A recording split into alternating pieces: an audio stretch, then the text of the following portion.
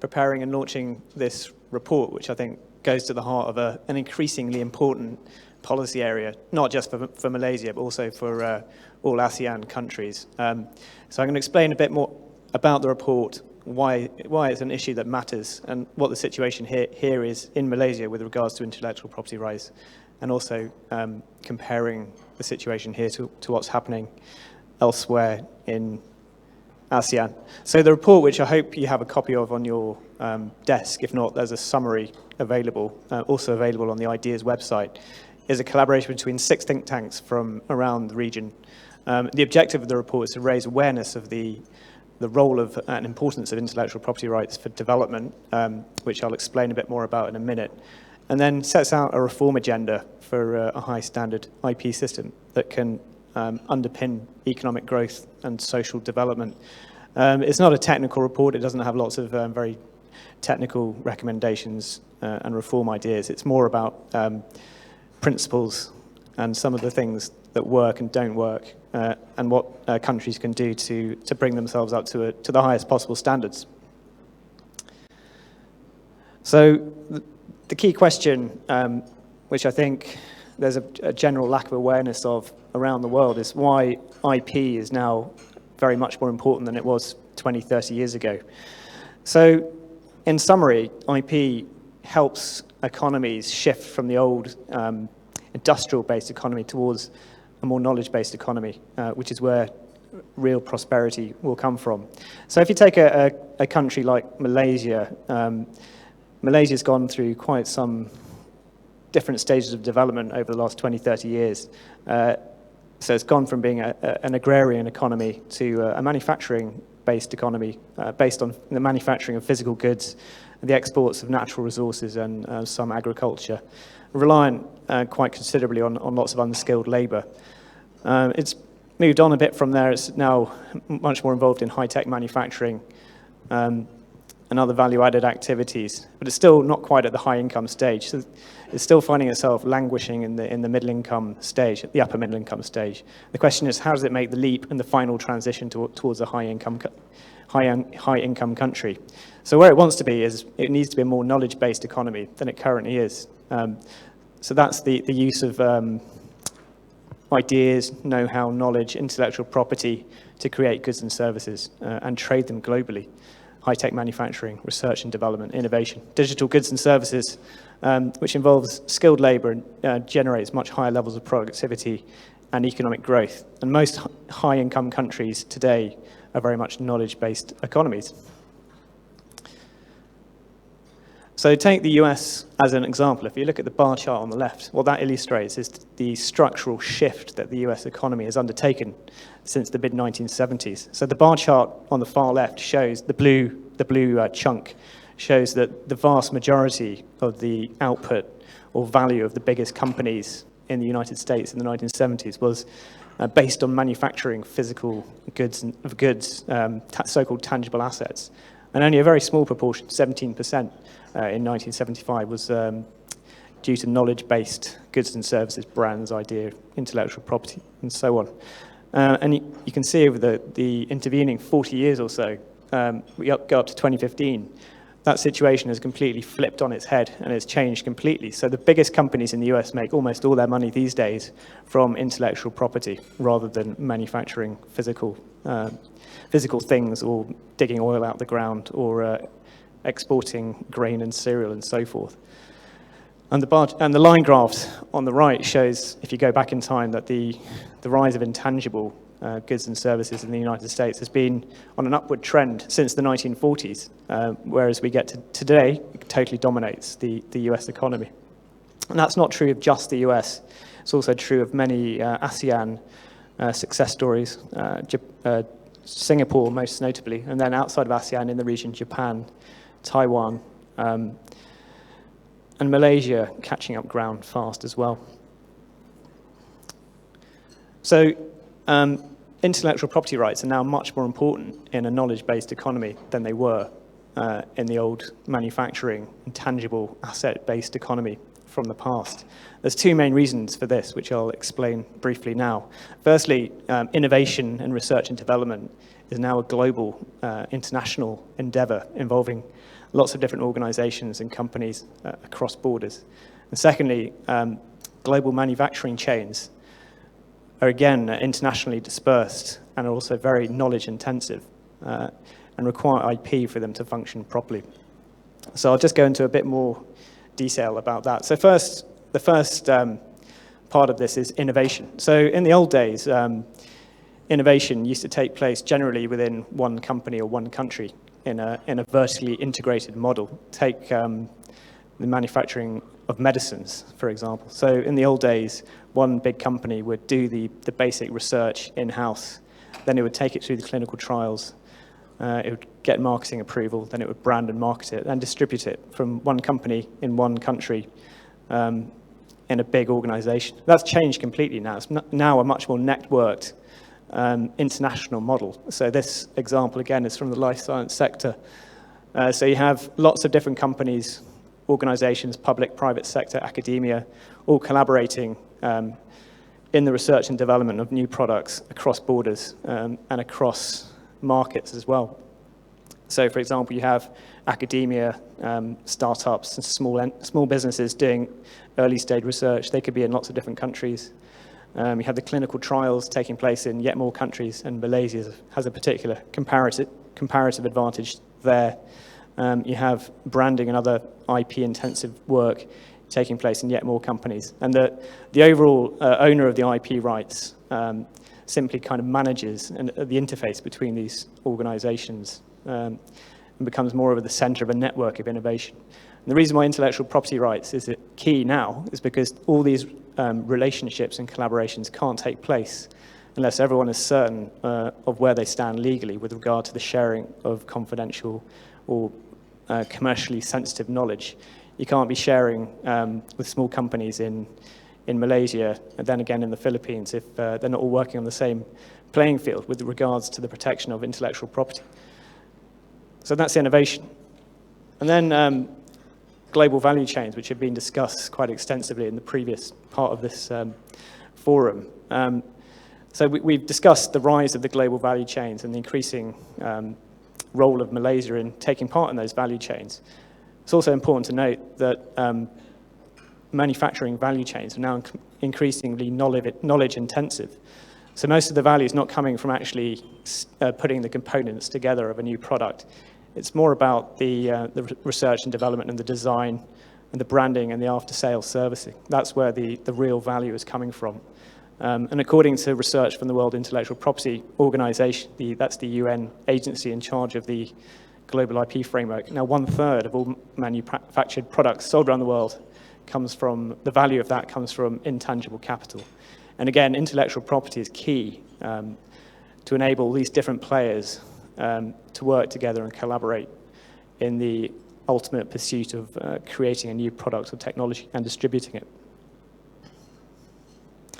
So Malaysia is already pretty well advanced on its innovation journey. It's already taking part in global value chains, and it's already taking part in global innovation networks to an extent.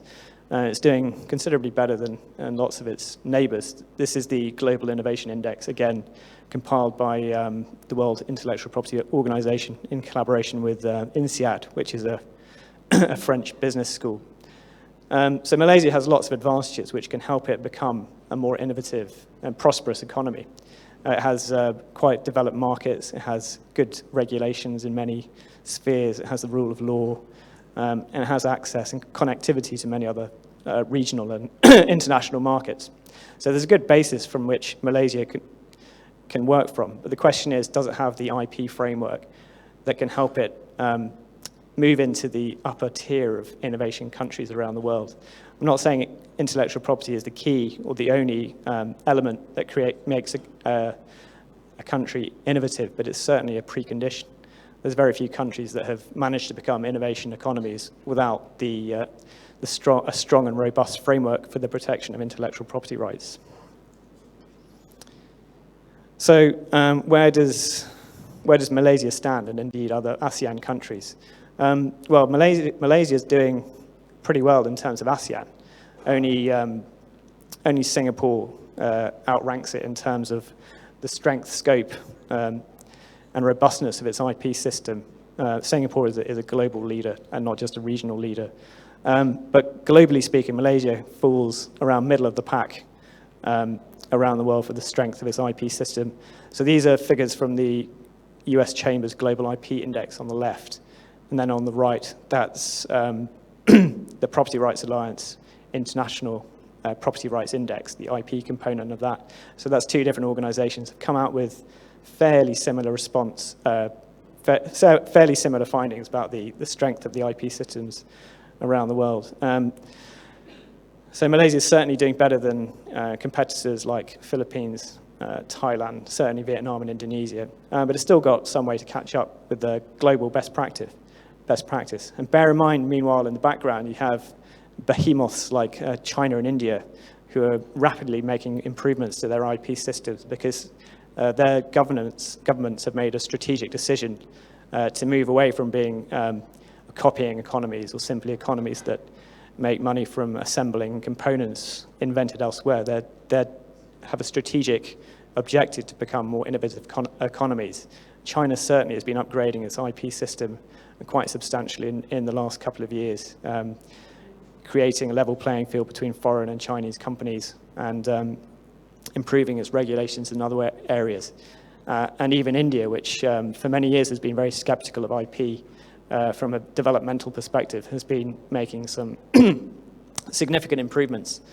So Malaysia and other ASEAN countries have to be aware of the competitive landscape in this field that's changing quite rapidly. So the downward glide of this presentation now, I'll just go through some of the main areas of intellectual property rights, where Malaysia sits and what it's doing well and what it could be doing a little bit better.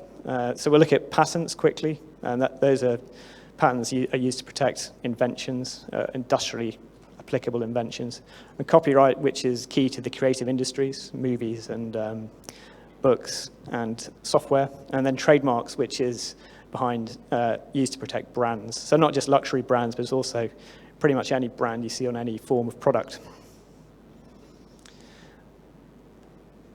So the patent system strength in Malaysia. Malaysia's doing okay from an ASEAN perspective. It has a fairly strong framework of patent protection. There was a big reform in 2011 where lots of gaps were plugged. And this is for good reason, because patents are central to the business models of many high-value industrial sectors, which Malaysia hopes to attract investment in and also develop its own. In the EU, patent-intensive sectors constitute about 15% of total GDP and about 17% of total employment. So that, I think, illustrates the scale of the opportunity for Malaysia if it has a decent functional patent system. So the two main areas with the patent system in Malaysia. It can take quite some time to get a patent in Malaysia, bearing in mind they last for 20 years from the moment of filing. It can take up to 4 years for a patent to be granted by the Malaysian Patent Office. Many take much less than that, but that's a spread between 1 and 4 years. Certainly, by no means the weakest performer in ASEAN, which is Thailand by some measure. The MIPO, the local patent office, has recently instituted some work-sharing arrangements with the European Patent Office and the Japan Patent Office to cut down on bureaucracy and speed up the patent examination. And I think there's also discussions, well, has been for many years, about a work-sharing agreement between ASEAN, ASPEC. I can't exactly remember what the acronym stands for, but there is plans to integrate and do more information sharing between ASEAN patent offices, which could reduce the amount of duplication when you file a patent between the various different countries and speed up patent examination, which is crucial to the overall integrity and performance of patent systems. The second issue is compulsory licensing, so that's the confiscation or the overriding of patents for medicines, the theory being that if you can reduce the cost of medicines by simply overriding the intellectual property rights and then manufacturing generic equivalents. There's a big debate around that at the moment, but it does send alarm bells ringing around the international investment circles and can reduce the desirability of Malaysia, or indeed any other country that entertains this tool, something of a nuclear option. It does cast questions over the integrity of the entire patent system. So to be used with caution, I would urge. Then we come on to copyright. So this copyright is very important for the creative industries, film, TV, and online websites and code development and so forth. Again, Malaysia is a regional leader. Ignore Singapore, because Singapore wins just about everything with regards to IP. But Malaysia is certainly much stronger than many of its neighbours in the Asean region. There's been quite a lot of work by the local IP office to work to take down infringing content online. And there's been a big crackdown on online piracy and work with ISPs to remove pirated movies and software that's shared amongst internet users. Nevertheless, piracy is still quite a big problem in Malaysia, as indeed it is in all ASEAN countries, costing the Malaysian film and TV industry 2,000 jobs and 1,300 jobs in supporting value chain last year alone, costing the economy an estimated 2.27 billion ringgits in opportunity loss revenue to the economy and 30 million ringgits in taxes in 2017, according to another study. And then trademarks. Trademarks protect brands, so not just your designer handbags, but also, as I mentioned, agricultural produce, food, pharmaceuticals, and so on and so forth. Pretty much every item you buy has a brand or a trademark associated with it. And very important to the Malaysian economy, worth about 30% of Malaysia's GDP, trademark-intensive industries, and about 24% of employment. And then, again, when we go back to the participation in global value chains, trademark protection is crucial because, take, for example, the high-tech ICT industry. Every part or every component is protected by trademark. And if the trademark system is weak, there's no guarantee that counterfeit products won't infiltrate those value chains and undermine the entire production of that technology. So protecting trademarks is key to the successful functioning of manufacturing value chains. And therefore, I think the government has been correct to take it seriously as an economic problem. Nevertheless, counterfeits are still widespread here in Malaysia, and as indeed they are elsewhere in Asia. Medicines can be quite a problem. Machine spare parts, IT goods, luxury items, chemicals and food and drinks. The IP office is constantly, the customs authorities are constantly seizing counterfeit goods and will continue to have a problem on their hands. I think one issue has been highlighted, one particular weakness within the trademark protection system within Malaysia is the inability or the lack of laws to allow customs officials to seize suspected counterfeit goods that are transiting through the country. So they have the power to seize goods that have arrived in the country, but not ones that are transiting through, which is potentially quite a big gap in the protection of brands. So to conclude, if you go to the report, there's some recommendations, which I won't go into now. But just to summarize, IP is really about moving Malaysia up the economic value chain. It's about promoting economic development, which won't happen. That shift to the high-income economy won't happen without the existence of a strong framework of intellectual property rights. Other countries, including China and India, certainly recognize this and making reforms. And I applaud the efforts of MIPO and the government to continue reforming the Malaysian IP system as well. So do do download the report from the Ideas website, and do come and find me afterwards if you'd like to discuss further. Thank you very much.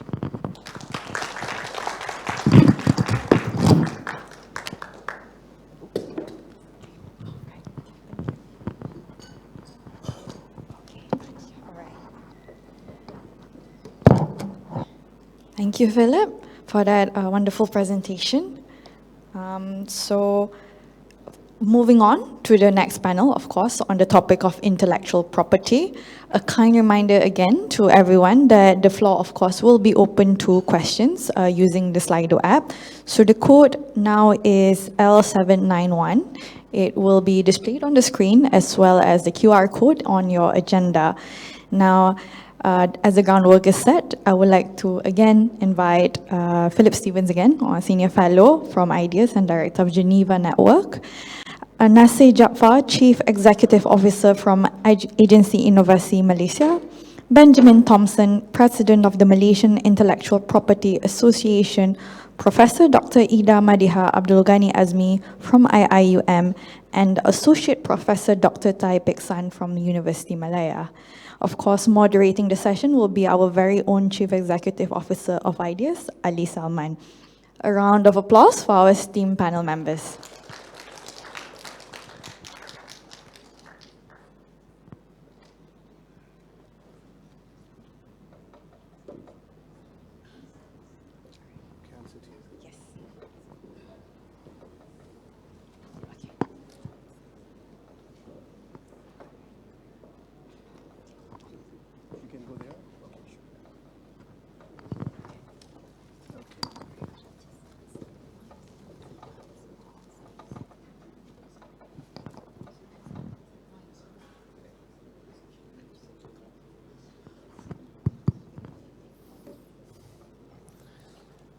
Oh, hello, and good afternoon. I'm pleased to see that most of you are still here, continuing and supporting this important discussion, and hoping to have some conversation on this important topic.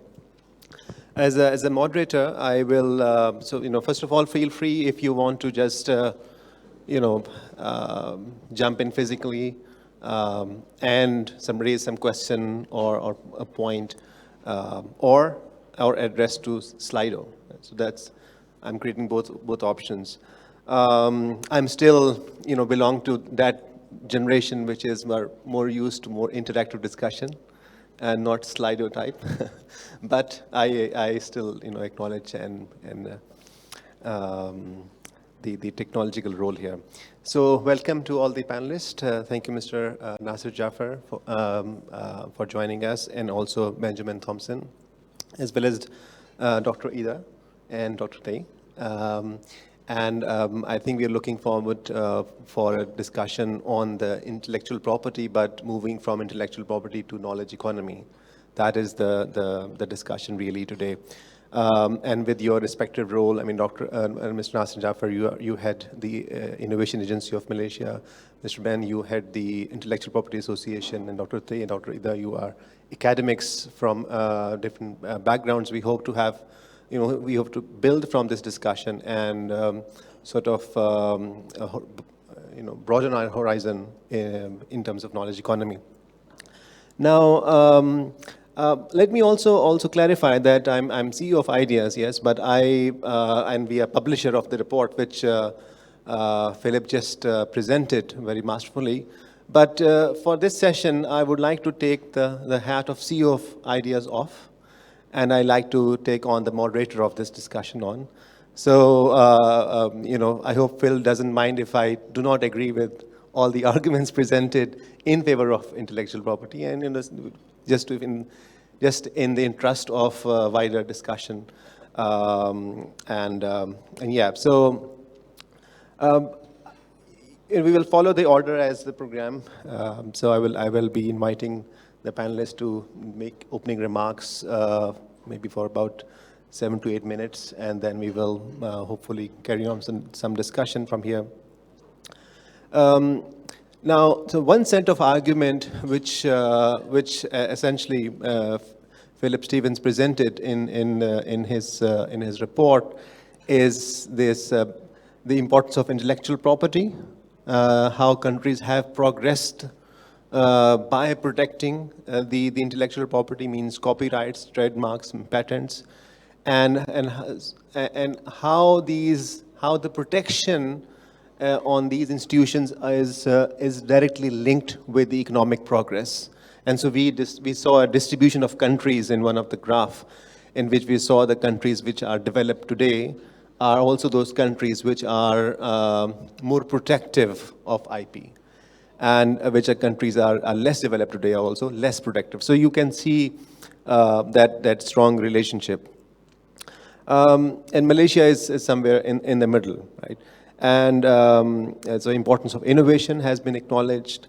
But there's also this other set of arguments in the literature and also in broader activism and policy discussion around the world, which I think Phil also acknowledged in his presentation, was that Adam Smith, for instance, referred to as IP as necessary evil, but still evil. Also, there have been various studies recently which also consider that IP or patents is like granting monopoly rights, government licenses, monopoly rights for companies to profit for a long time over others, and it may actually deter competition. So that's the counter argument which is often given. And we have in this afternoon, this whole seminar, we have been hearing about US-China trade war. And let's not forget that one of the most important dispute points is actually IP, right? So between US and China, what US is saying that China is not respecting IP. Right? If we go back to the history 60, 70 years ago, we know that how actually Japan developed and other countries developed was not necessarily through pure innovation. Was actually a process of reverse engineering and copying, and then later on graduating, developing themselves to a certain degree of development. So there are these arguments which we often still hear, and one can mention China as a modern miracle of economic development. Which actually has not given due protection to IP, right? It has now started to pay more attention, but so far it has sort of avoided that. So we have these two sets of the argument: intellectual property, innovation, economic development, and especially on the knowledge economy. But we also have other. In terms of knowledge economy, we talk about digital economy. We talk about the e-commerce. There was a report by World Bank some months ago which suggested that Malaysia, the GDP contribution of digital economy is 17.8%, although there could be definitional issues of how digital economy and knowledge economy is being defined, but this is significant. Geneva's network report actually mentions that Malaysia GDP, that 20% of Malaysian GDP comes from trademark-intensive industries. So therefore, there is this importance of IP acknowledged. So, but we have, I think, in the interest of the discussion, we should present and discuss and debate these arguments. So, may I start by requesting Mr. Nasser Jaffer to make his opening remarks, and then we will follow the agenda, and we'll, if there are questions, we'll take it from here. Thank you, Ali. Good afternoon, everyone. First of all, IDS have invited me for a second time to be part of the IT conversation, jointly back here again. For those who have not heard of Agency Inovasi Malaysia, there's been a lot of topics about Agency Inovasi Malaysia post G14. We are an agency under the Prime Minister's Department. Our vision is to create wealth through three things: technology, knowledge, and innovation, obviously.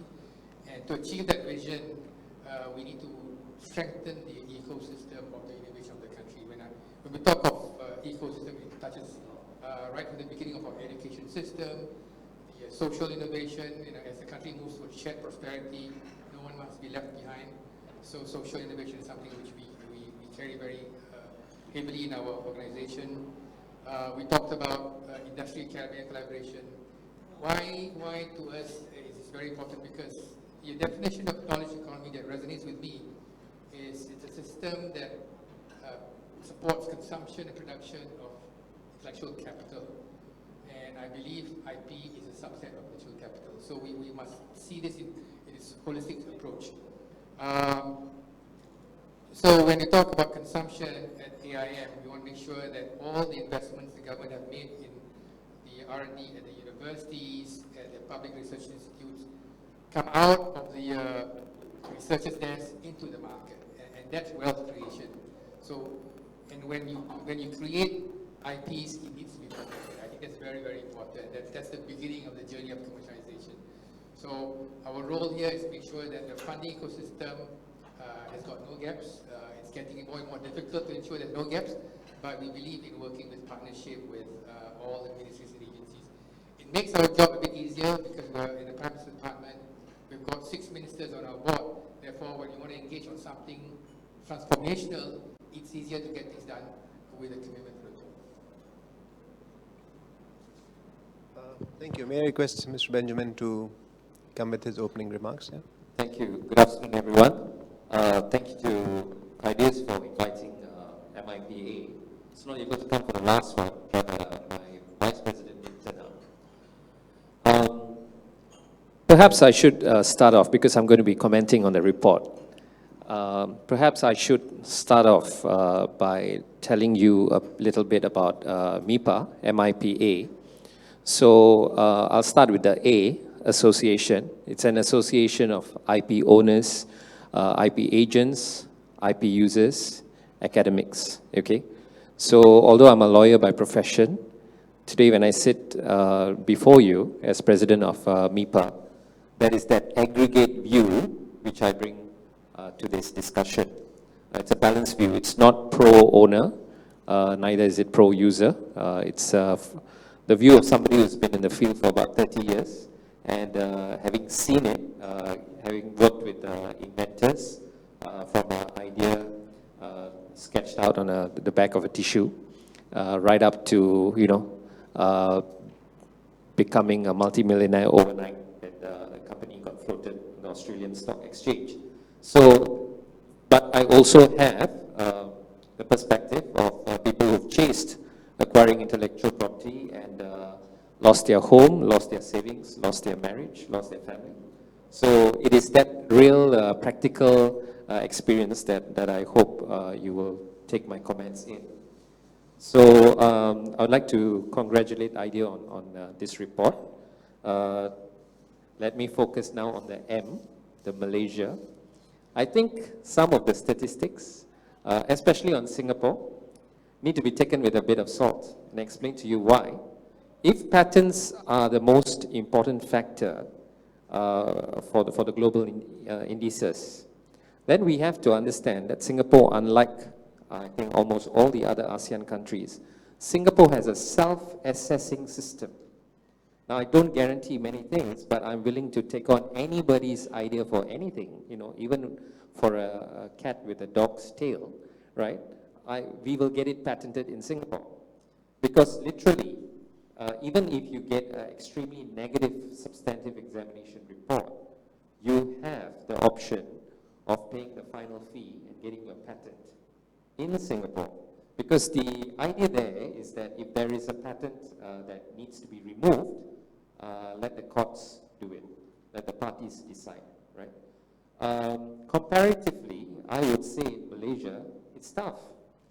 If I'm representing European or American client who has corresponding patents in those countries, it is relatively easy and speedy to get it registered in Malaysia, because we have modified substantive examination, and your report also highlights patent prosecution highway. So using those precedents, we can kind of leapfrog and get to where we want to go quickly.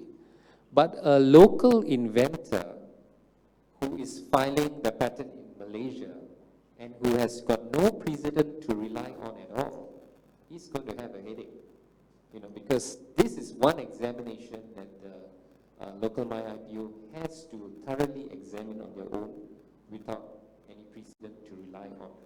So I do think that, some of those things, the gap between Malaysia and Singapore is not that big. In fact, I would say our patent system definitely is more robust, and the patent on the Malaysian register is something that is worth being there. I'm glad also that, Ali, you did take a neutral tone on this. I thought I was going to be the only rebel here. Essentially, intellectual property, it is a necessary evil, as Adam Smith said. So while we are talking about systems, we also need to look at the human element, the economic element, because at the end of the day, this is about ASEAN, this is about Malaysia as one of the countries in ASEAN, using the system to improve lives, to improve the lives of people, improve the quality of living, for example, So it is important, I think, for us to prioritize the provisions or parts of the system which facilitate local innovation and growth. So for example, and with due apologies to anybody from Big Pharma or Big Tobacco, regulatory data, for example, I don't think is the top of the list for ASEAN countries who are still struggling with public health issues,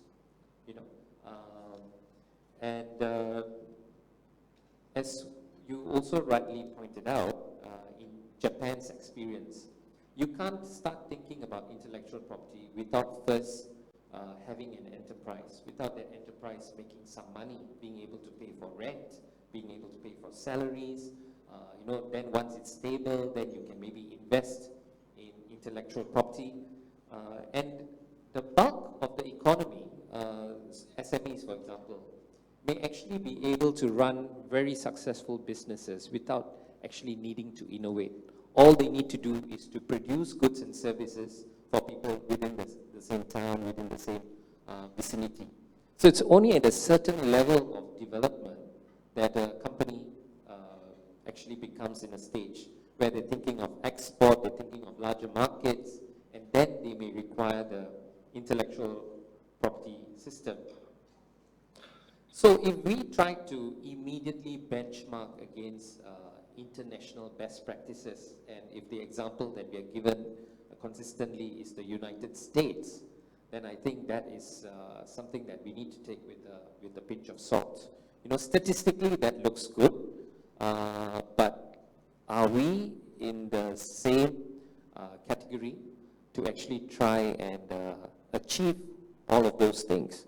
It's like if I have a racetrack day at Sepang, obviously if I take my kanchil, no matter how souped up it is, and I line up together with all the souped up Ferraris, there's only one way this race is going to end, correct? I will be still at the starting point when everybody has done 2 laps, right? So I at the risk of sounding too nationalistic, right? And I'm sure Nasir will back me up, I think we do need to understand, there are things that we need to pick and choose and make it our national agenda, which will, and these things must be the things which are going to benefit our local companies, our technologies which we are already strong in, where we already have the strengths. Pick and choose those parts of the IP system and strengthen them first so that we can get sufficient quantum to start competing. And while it is easy to say that the moment that we have a good IPR system, local companies can become participants in the global research and development networks and high-tech manufacturing. Ladies and gentlemen, we know that that is not always true. Many, many times, the Malaysian market is too small, so a foreign manufacturer may just want to supply a local distributor. And other than the sales, they're not interested in technology transfer or even allowing any of the local companies to get involved in research and design. But let's go further. Do we have any local companies which are already at the stage to be able to offer R&D services to somebody who's playing the globe, you know? So ASEAN must ask, what is our competitive advantage?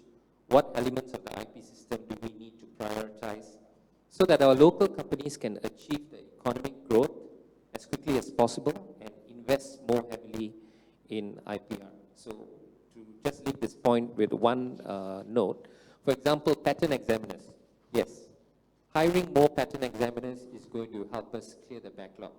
But I would say focus on hiring patent examiners who have the necessary skills to process all the local patent applications which are delayed because they have no precedent. You know, prioritize that. Get those local patent applications processed and out first. And I think then we will really be doing a service to ASEAN.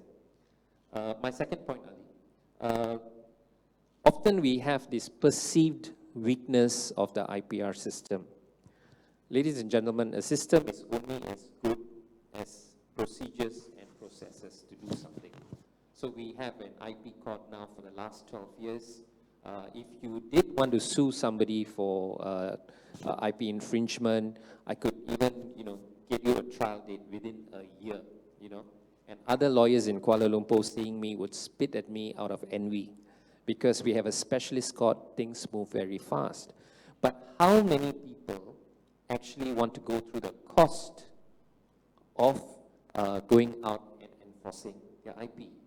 Very often we see this attitude that people, private companies, want the government to spend public funds to protect their intellectual property, And I don't think that's right. Use public funds for the public. Private companies, and I give you a good example. How many of you still use an unlicensed version of Microsoft and photographers quickly take a picture? Okay, no. I'm going to bet most people in Malaysia don't use unlicensed versions of Microsoft anymore. You know why? Because BSA, Software Alliance, Microsoft, they enforced, they raided offices, they made people print public apologies, they dragged people to court for both criminal offenses and civil offenses. And I would be very, very shocked to find enterprise now, anywhere in Kuala Lumpur anyway, that would dare to use unlicensed Microsoft Office, for example. And at the same time, the pricing for the software has come down. So is it that prices went down and that's why people are more compliant? Or is it that the high enforcement or strict enforcement is what drove high compliance? So we must see that many times when people complain, it is because they don't want to pay for that, and I don't think that is the correct thing. My third point, which is the final point, this is about compulsory licensing. I do note that in your report, you did equate this with uncertainty. I would, beg to differ. The provisions are very clear. It's not that the government can simply take 500 ringgit drug and sell it for 5 ringgit. There is a test of reasonableness at each stage. For example, 3 years after the patent, if there is no production without legitimate reason, or there is no product produced in Malaysia, or it is produced but it is at unreasonably high prices. The whole provision of Section 49, the Patents Act, the word reasonable keeps jumping up and down. So if you see that somebody actually has resorted to compulsory licensing to get some critical drug out to the Malaysian public, trust me, they've done everything reasonable. Because if they had not, why hasn't somebody gone and challenged it in the court and said that the government has been unreasonable? So this, certainly the IPR is there to protect, to facilitate, but it is not to allow big pharma to dominate or to terrorize. If we say that, our expected or projected return on investment was 80% on the cost of the medication, and because of compulsory licensing, we only need to make 40%. Well, that is the whole point of compulsory licensing in IPR. So another thing that you said in your recommendations, to restrict compulsory licensing to true emergencies. What is a true emergency? When it comes to public health, you need to nip the problem in the bud. You cannot allow health issues to start escalating, because when they start multiplying, then things get out of control. Our whole health system may collapse. And just as an example, we had a similar issue when plain paper packaging was introduced. If you all will remember, the World Health Organization, in an effort to reduce tobacco-related debts, decided that they would try to discourage sales of tobacco by forcing tobacco manufacturers to use plain paper packaging. And a lot of tobacco companies actually have tried to argue against this from the point of view of intellectual property rights. And they're saying, no, this is bad for branding. And we actually took, MIPA actually took a survey among our members, and we asked them, do you think that we should take this issue as something that is an assault against intellectual property rights? And by a majority, both those who were active and passive, that means they were against the use of IP to counter health issues, because at the end of the day, life is more important. Thank you. Thank you.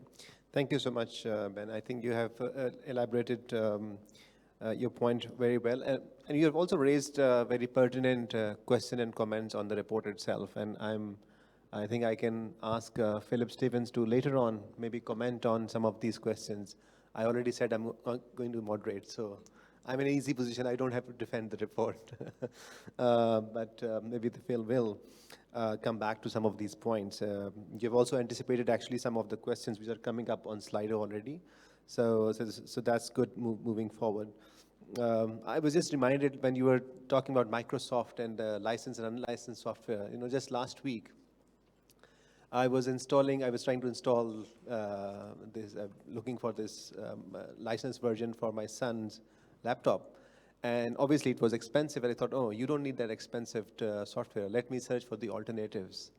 And I found a free open source compatible software, which is working very fine. So there are alternatives which market has generated, and this open source technology has come up for the rescue of consumers, right? So great, thank you. We now move to Dr. Ida. She has some slides which she'll continue to talk from here, but also some slides will be shared. Okay, please. Thank you very much. It doesn't matter, I can speak from here. I just want to continue the discussion with regards to the relationship between intellectual property and economic development or growth. I share the sentiment of the moderator that says, the evidence that IP is directly linked to economic progress or development is something that is worth further examination. Because in my research, and I've been in the IP area for like 30 years, and I've met many economists as well as IP professors from around the world.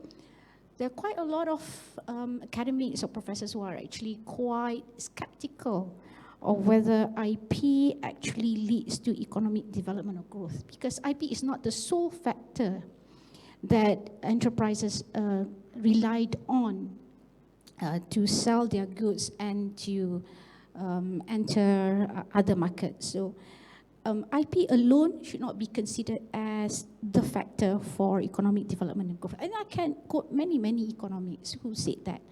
I was hoping Jomo would be here because he was hypercritical of this whole theory or notion. But it's not the only one that I have met within my 30 years in intellectual property field. And I remember 30 years, or 20 years, or maybe 10 years ago, we did a study with the Japan Patent Office. There were academics from China, from India, from Malaysia, and a few more ASEAN countries where we compare the IP protection, and then we try to sort of link it to economic development. And you'll be surprised to see that, even though India and China was still lagging behind in terms of intellectual property protection back then, 10 years ago, but they were catching up very fast in terms of technological development,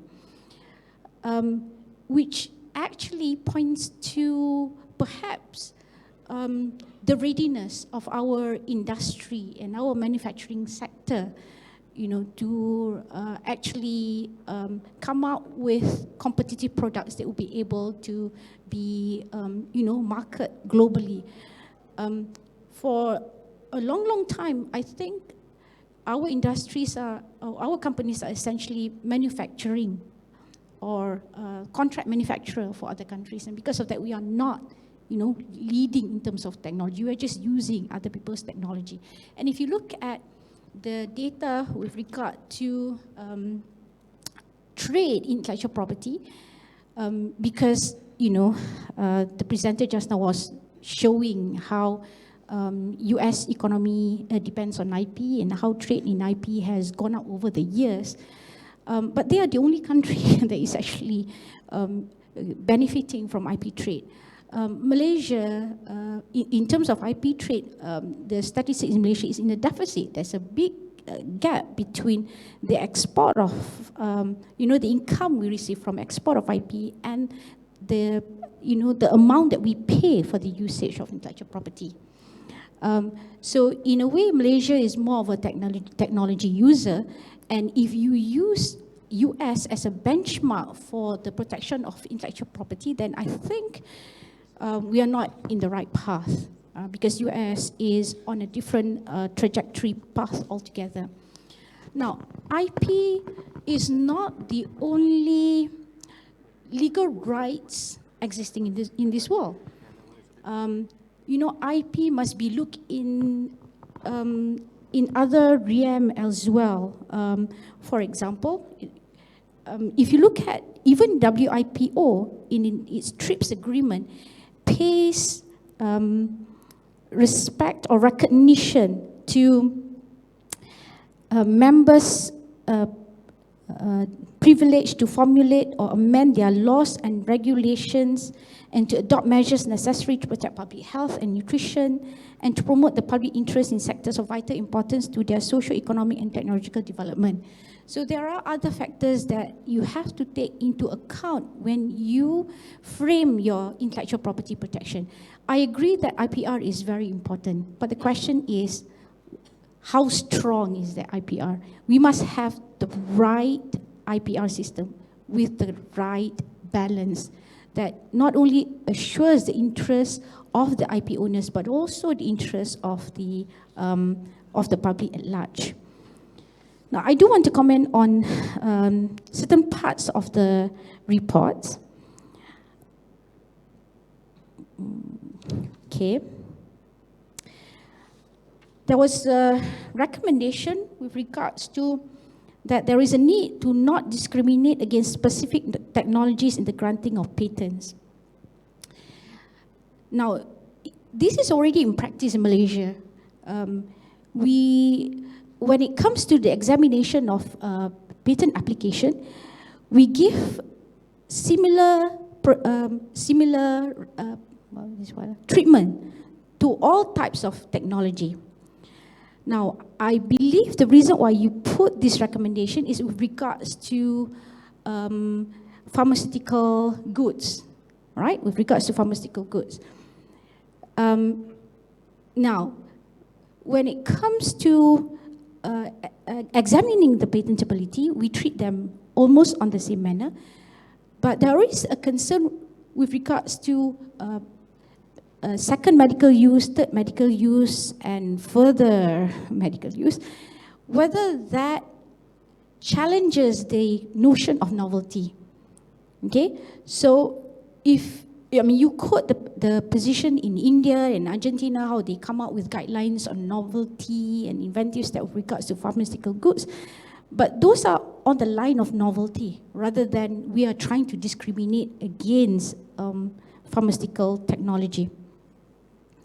Now, regards to your recommendation to restrict the use of compulsory licensing of patents to true emergencies, again, I agree with Ben that, compulsory licensing, after all, is a legitimate tool that is even allowed under the TRIPS agreement. It's a legitimate tool. Now, Malaysia is not the only country that issues compulsory license. Again, in Malaysia, that was not compulsory license, but that was actually government use, to be used only in government public hospitals. And there were only 2 occasions that we issue government use. And these are instances of very drastic contrast between the price of the drugs and the cost of the production of the drugs. Like, for example, with regards to hepatitis C, the cost of the treatment is so exorbitant that it is costing a burden to government hospitals, right? And that's the reason why compulsory government use license had to be given out in respect to hepatitis C. There was only 2 instances. The first instance is HIV. Now, these 2 instances are, for me, real, true public interest or health reasons for us to issue compulsory license. What you have forgotten is that other countries issue compulsory license on even weaker grounds. I think Malaysia has been using it very restrictively, all right, restrictively, and only on good reasons. Okay. Now, there was also a recommendation, 2 minutes, okay, with regards to enable courts and officials to act against goods that infringe trademarks, including those in transit between countries. You have to remember that TRIPS agreement do not put obligation to apply such procedures to imports, all right? And I would, with regard to regulatory data protection for medicines, I remember a discourse between IP professors whether regulatory data protection is actually part of intellectual property, because if you look at TRIPS agreement, it basically says, to protect such data against unfair commercial use, unfair commercial use, which is, different than when we are talking about regulatory data protection nowadays. Now, the last point is in the context of copyright. Now, I've been involved in copyright reform for many, many years, since 1995, and I believe that our copyright law is beyond many, many countries in terms of its TRIPS plus. Because not only we have amended the law to accede to WCT and WPPT, but in some areas our rights and obligations are even higher than that. So I wish, the statement in this report is to be clarified a bit. I know it's not a technical report, but perhaps, some further information should be added, to give a clearer view of what Malaysian intellectual property system is, the level of our protection, and so on. Yeah, thank you very much. Thank you. Maybe Dr. Tay, you can right away start your presentation or your points. Yeah, thank you. Mr. Ali Salman, and good afternoon to all of you. Let me start off by addressing 2 points that you talked about at the beginning. The first being whether there is a correlation between strong IP and good economic progress, and also secondly, whether the granting of IP rights amount to a monopoly.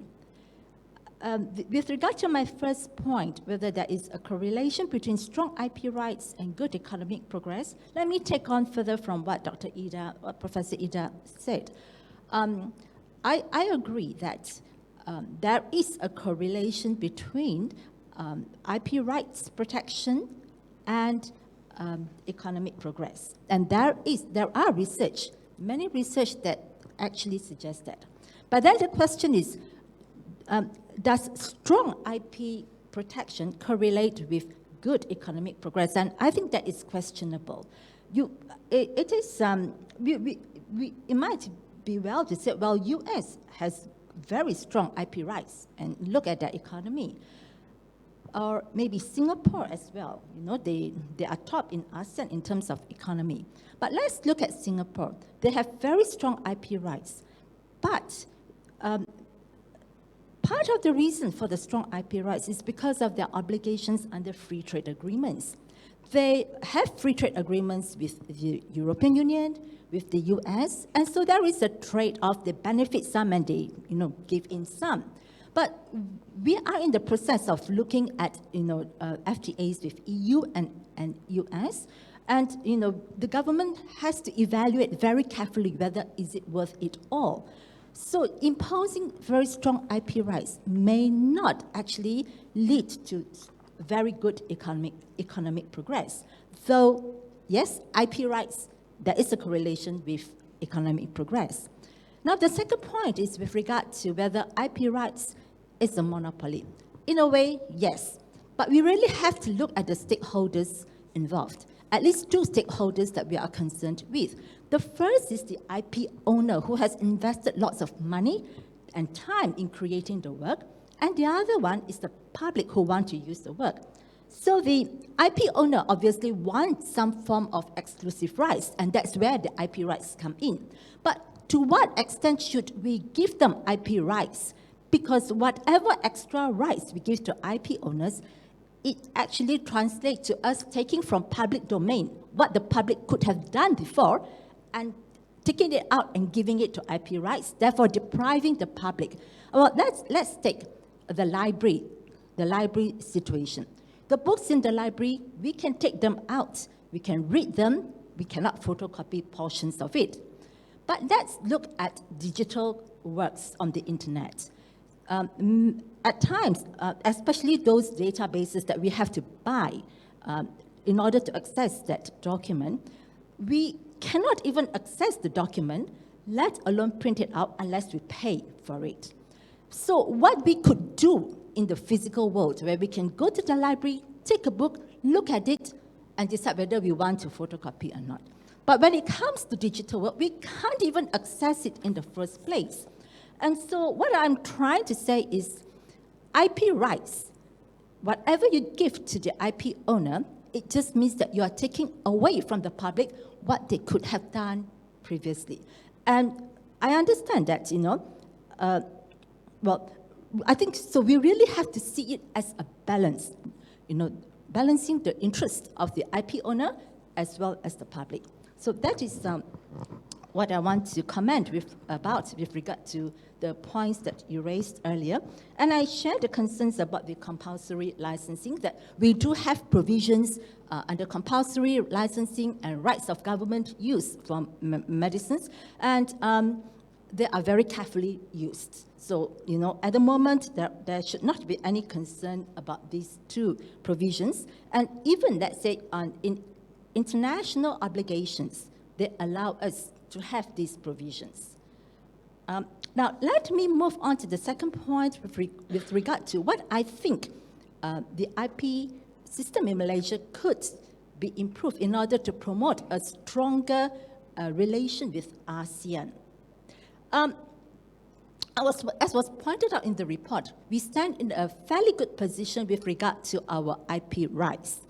I think what could be improved is with regard to the digital technology part. If you think about our IP laws, our Copyright Act 1987, Patents Act 1983, Trademarks Act 1976, these were all enacted during a time when digital technology wasn't at the center stage. Of course, these were amended along the way to try to cope with new technology. But, technology moves in so much faster than what Parliament can cope. And so there are gaps in our legislation, which I think, should be looked into. So, for example, when you talk about artificial intelligence, works are created by artificial intelligence. There is no human involved. But yet, if you look at our copyright law, it presupposes that the author is a human. So, if a work is created by artificial intelligence, who is the author? And authorship is very important for copyright law because the first author is usually the copyright owner. And also the duration of copyright depends on the author as well. Then again, if there is infringement, does the artificial intelligence sue? Who sues who? Does the robot sue the infringer? And or do you sue the robot? There are gaps in these. Then also the other thing is with regard to online enforcement, online infringement of works.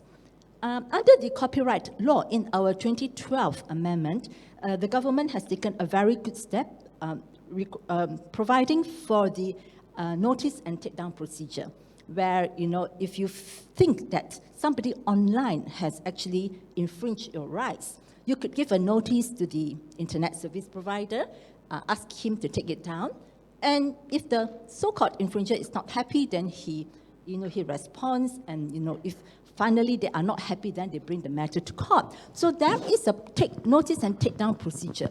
But if we look at the trademark system, and our trademark bill 2019 is going to come into force very soon. And yet, if we look at our trademark bill, there is no equivalent. But remember, you and I often buy things online. There is Lazada, there is Presto Mall, there is Shopee, attracting us. And, we know that some of these websites sell counterfeit products.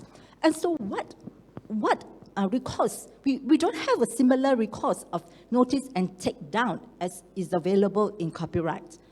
And so I think that, with our Trademarks Bill 2019, this is something that, we should think about. Right. The other thing also is with regard to what Benjamin Thompson said, that we have specialized IP courts doing a very, very good job indeed. But at the same time, we should not forget that there is another avenue of IP dispute, which is also good, which is arbitration. And the good thing about arbitrators is that you can appoint arbitrators who have specialized knowledge in that dispute. Judges are good, but they are, remember, legally trained. In arbitration, especially where disputes concern very technical matters, I think we should avail ourselves more to arbitration. Right, thank you. Thank you, Dr. Thay. Thank you all the panelists for sharing their diverse views on this important topic. We started this symposium about 15 minutes delay, so we will just catch up in the next 15 minutes and conclude the panel. There are several questions which I have received on Slido, so thank you for contributing with these questions. Many of them actually pertain to the issue of medicine and healthcare and IP, so I'm not going to go there directly. But I'm going to start with a general question, which actually is related with innovation, so maybe Mr. Nasser would like to answer. And later, I would request Philip Stevens to maybe respond to some of those, the points which panelists have raised in general. So I'll come back to you, Philip, in a minute. But a question for Mr. Nasser maybe is that, the views from this panel have been that mostly critical of IP. But if Malaysia aspires to be part of, Industrial Revolution 4.0, then which definitely puts a premium on knowledge, innovation, and IP, and become a developer of IP, not just user of IP. How can we balance that aspiration of IR 4.0 innovation and this view on the IP? Yeah. Thank you, Ali, for the question. And And I realized that my three esteemed panelists are of legal background, and their comments have pretty much been skewed towards legal. I'm not a legal person by training, and as I started out in my comment, the focus of AIM is the production of IP. IP creates wealth, in our opinion, if it's managed appropriately. And when we create wealth, we create IP, that is going to lead us to high-income nation. And that's the goal for AIM. By the year 2020, we want to become a high-income nation. Now, how are we going about doing it? I think what I can say here is that, comment from both Dr. Ida and Dr. Tay, there is a positive correlation between IPs and economic growth. So at least we are all on the same page there. Now, how are we going to do that? Looking at the presentation just now, Malaysia's Global Innovation Index ranking has been hovering between 33, 35, but it's at that level we need to really move up. And therefore, one of the elements of measurement is IP export, IP import. Again, Dr. Ida mentioned we are a user, we are a consumer rather than a producer of IP. So we need to address this so that we can bump up the ranking. So what is happening now here is the new government has taken some proactive steps. You may have heard Prime Minister in the midterm RMK 11 review announced that the government has decided to launch the Research Management Agency, which is the one-stop agency that's going to be responsible for advising the government what R&D areas should the country be focusing on. We now have 9 focus areas in our R&D. We've got water security, food safety, cyber security, urbanization and transport, and 9 items. Do we need to maintain these 9 items? Should we focus on areas where it's going to give us the maximum bang for our buck? If you look at the statistics from the Global Commercial Index, Sweden spends less money than Malaysia, but their return on investment is much higher than us. It goes back again, production of IP is good, but we want quality IPs. So who's going to advise the government what are the areas we're going to focus on so that we produce quality IPs? So the task is now given to Ministry of Economic Affairs to start working on the ground to launch the Research Management Agency. The other area where Malaysia is going to move up the value chain and become high-income nation is, and this is, credit should go to our IP office, MIPO. On 6th of September, they called for the very first time meetings amongst all the government agencies, ministries, towards developing a one-stop shop agency, whatever you call, to manage the commercialization of the IPs in Malaysia, for all the funding given by the government to the universities, public research institute. So that is something that, whilst MIPO is the regulator, the patent office, they're taking this one step. I'm producing all these IPs. I mean, I have the registry of all these IPs. Can I get another agency that has got strength in commercialization to create value from these IPs to the market, so that, again, to the point Dr. Ida mentioned, we become the exporter of IP technology rather than consumer of IP. So that conversation has taken place on 6th of September, and the second meeting has been called, I think it's next week. So these steps are being taken to address the production of intellectual capital, the production of IP, so that we can move up the value chain to become high-income nation. Thank you for a very comprehensive answer, and also thank you for presenting some work by MIPO. I mean, we were missing, we had the Director General confirmed, but he had to travel. I'm grateful that you did mention, and so we felt that part covered, so thank you for that. May I request Phil Stevens to actually respond to some of the comments directly on the report? Yeah, please, Phil. We have a microphone.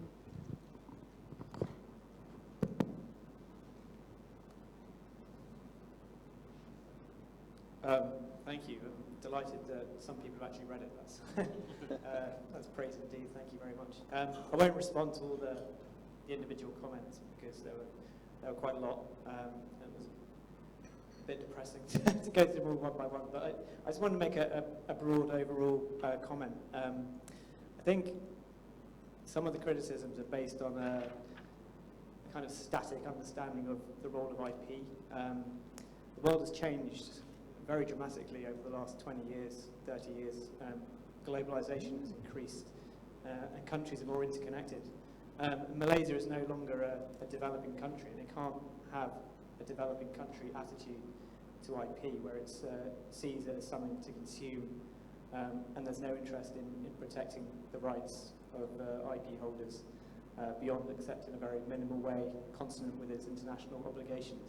I think that's quite a counsel of despair, and I think for the future of Malaysia, which is growing very rapidly and the world around it is changing very rapidly, it makes sense to upgrade and change its IP with the changing economy around it.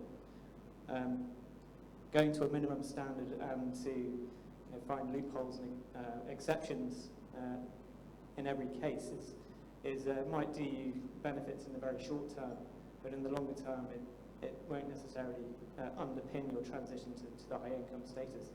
So I think there's a debate to be had about the various specific recommendations in the panel. But for Malaysia's future and its transition to high income, which I hope will come very soon, I think hopefully we'll see a more positive attitude to IP and an adapting and changing IP system that changes with technology and changes with the way global trade is changing as well. So I'll just leave it at that. Thank you. Thank you. Okay, now I have some of the questions, as I mentioned, about medicine's usage, but I feel that many of these points have been addressed already by the panelists. Any point from here, please? Okay, Amir, we have shortage of mics, so you have to do some exercise here.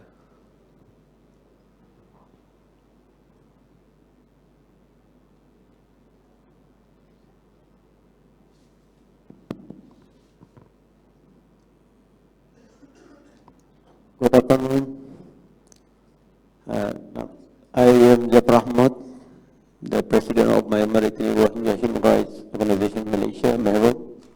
I would like to thank every speaker and panelists and the moderator.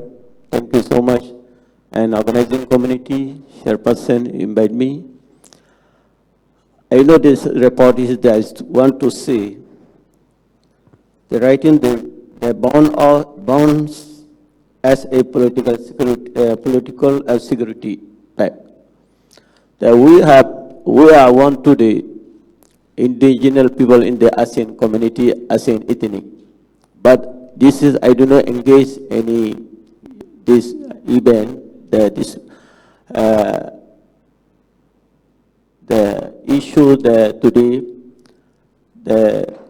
very important, this issue that our ASEAN ethnic for survival is the equally right. Before we do more about the ASEAN regions, ASEAN community, we can survive in the equally right and justice and peace. But this is a very important meeting that we are also ASEAN ethnic ASEAN community. We are survival in the genocide in ASEAN. Thank you. But I need to help us, please, your resolution, some put for Rohingya issue. Before we want to do something, we must property for human life and human equality must be first property for human life and human freedom and justice. Yeah, thank you for your we are also continue. Thank you for your organizing committee, also panelists. I hope you do something for our survival and our right and justice to ASEAN country, ASEAN ethnic. We are want to ASEAN ethnic. Yeah, we need to protection for your support, every of all of you. Thank you so much. Thank you.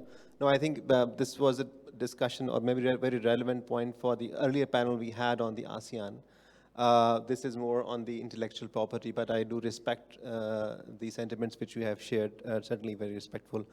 But coming back on ASEAN, actually, one of the questions asked, I don't know if one of the panelists want to respond to it, but I want to alert Lawrence Maybe you have to answer, because this question comes back to the CPTPP, ASEAN, and the IP. If any panelists want to comment, the question is the reason for Malaysia to, in terms of reluctance to ratify CPTPP, is IP a major hurdle or not? That is the question. So anyone want to comment on that? Or, okay. Can I say something about that? CTPP is the successor for the TPPA.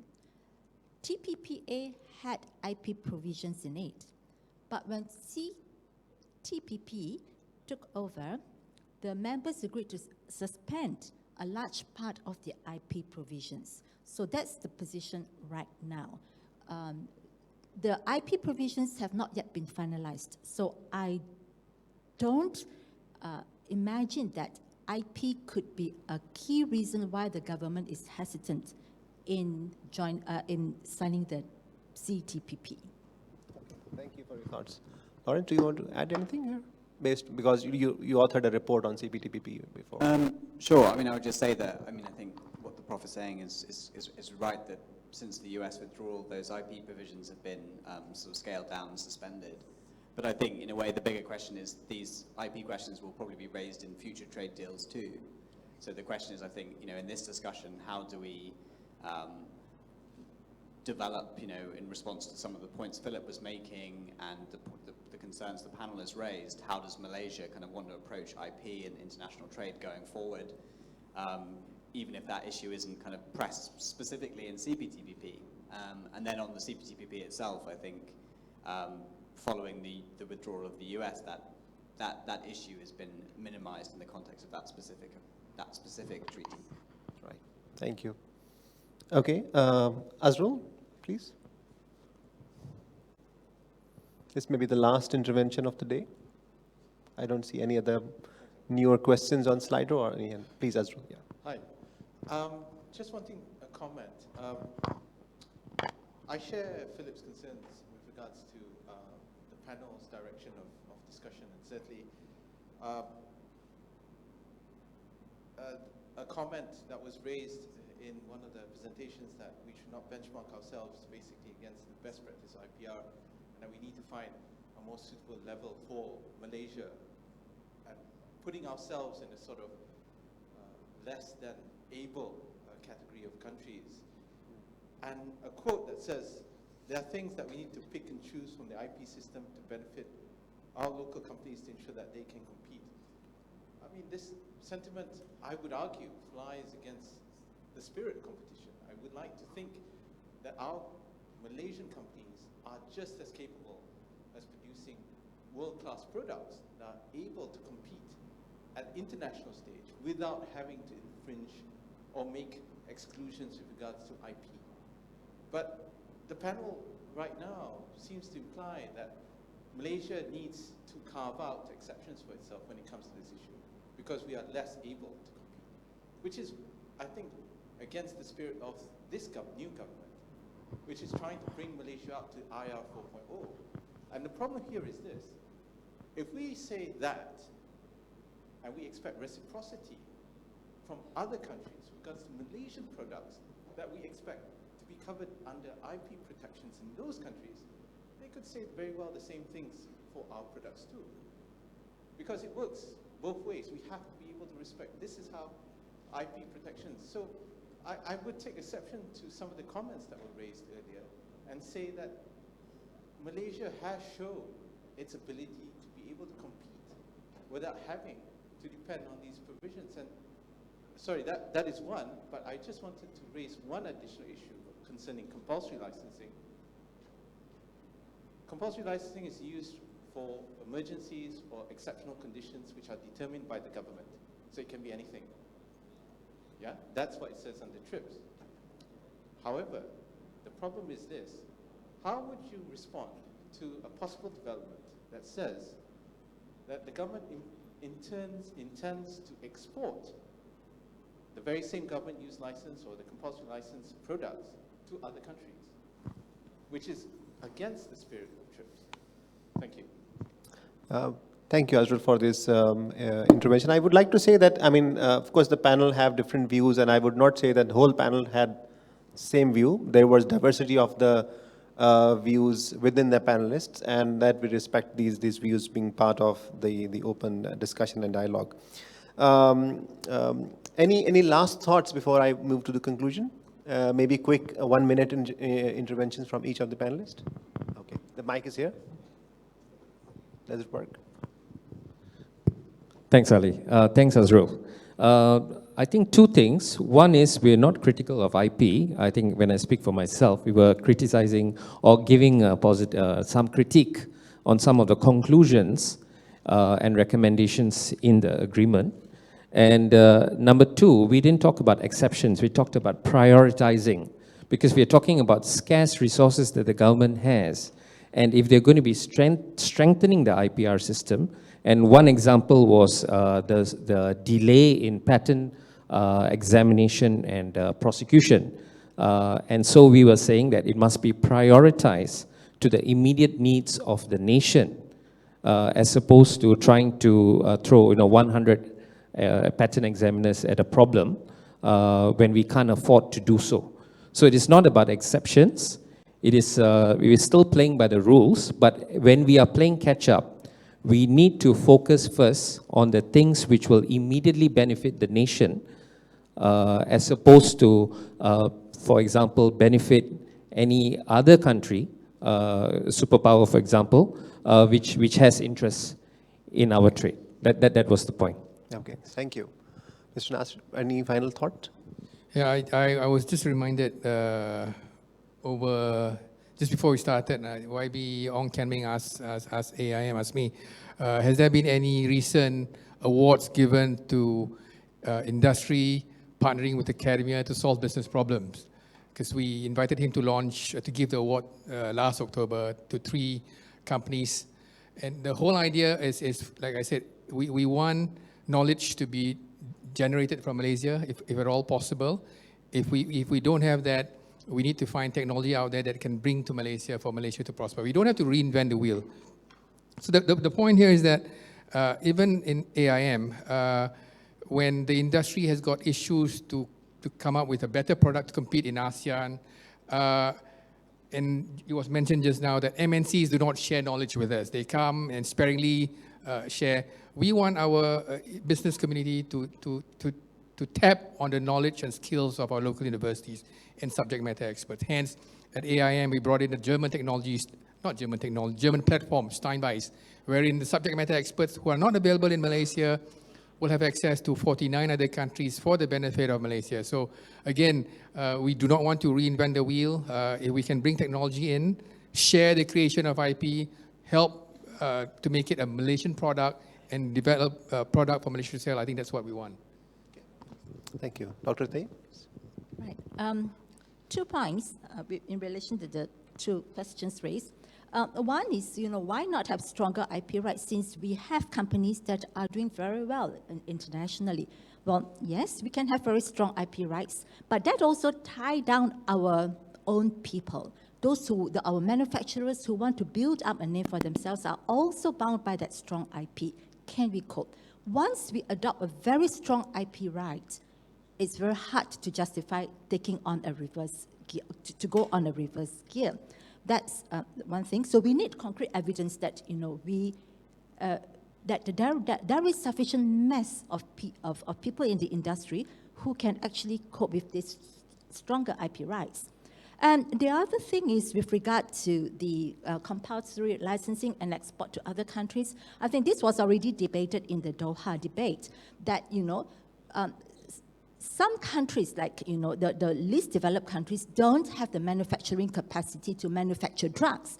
So we can well give them compulsory licensing, but they just simply can't do it. So countries like Malaysia, when we have compulsory licensing and we use that, we should be at liberty to sell to these countries that equally need it. That was the justification for the export. Thank you. Thank you. Final thoughts from Dr. Ida? Right.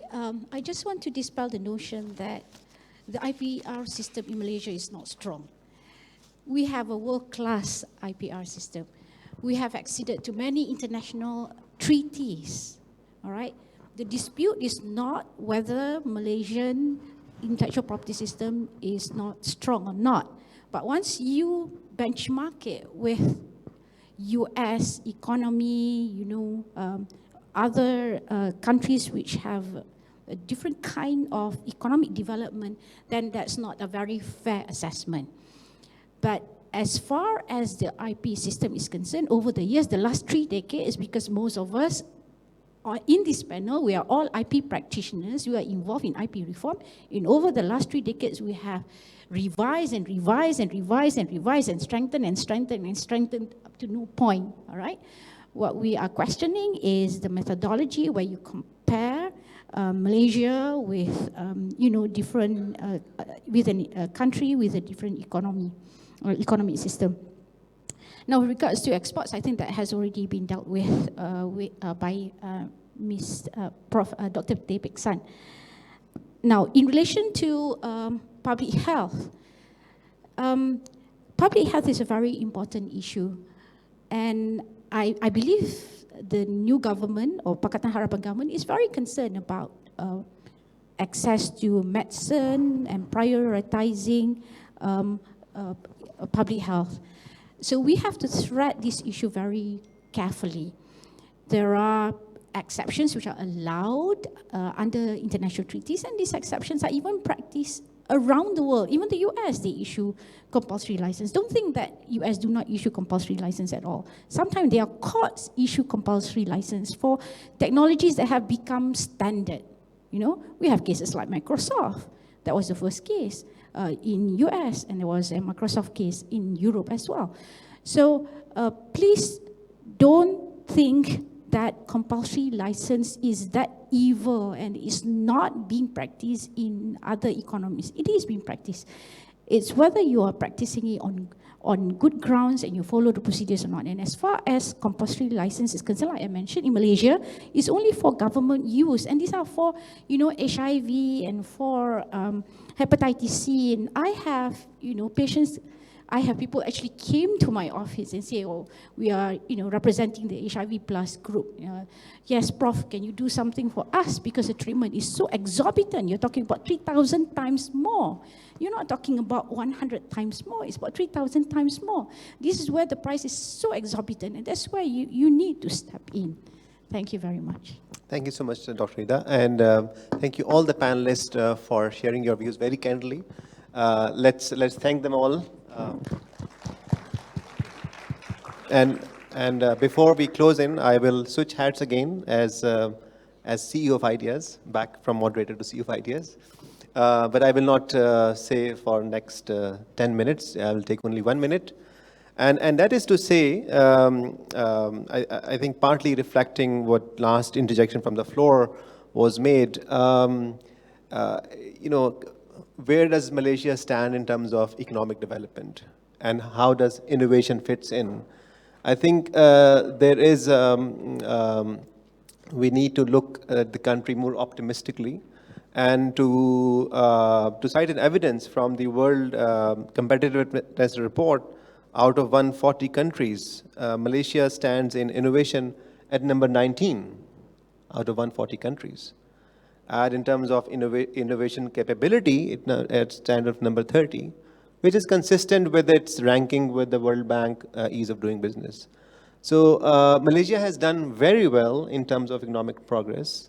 And as I think everyone is saying here, that the over years IPR regime in Malaysia has been improving, has been strengthening.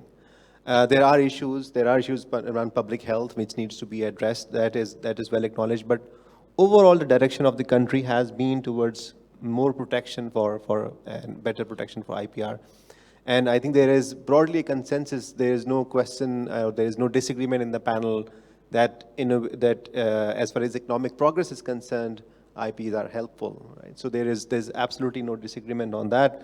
So with that message, I think we can conclude this panel. Thank you again, and over to Mariam to finally conclude this. Okay.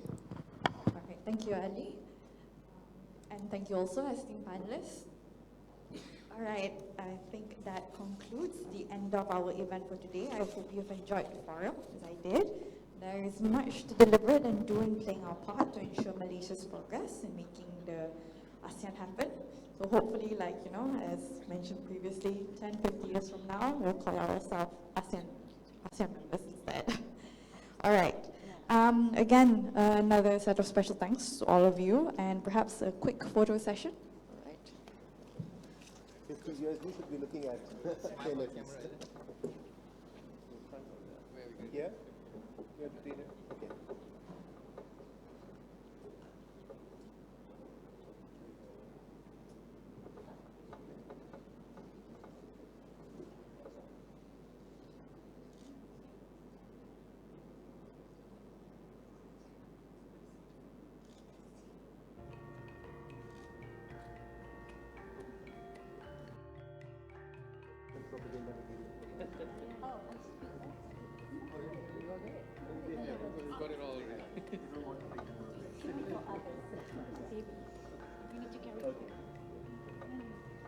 Thank you again to panel members, audiences, for taking your time out today to join and stay towards the end, until the end of this forum.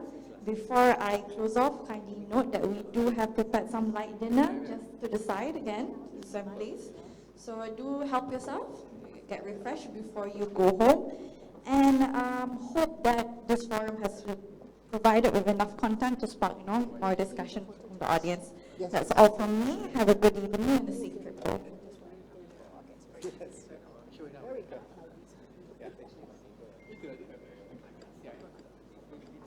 Just another quick announcement. You can validate your parking ticket at the business center site.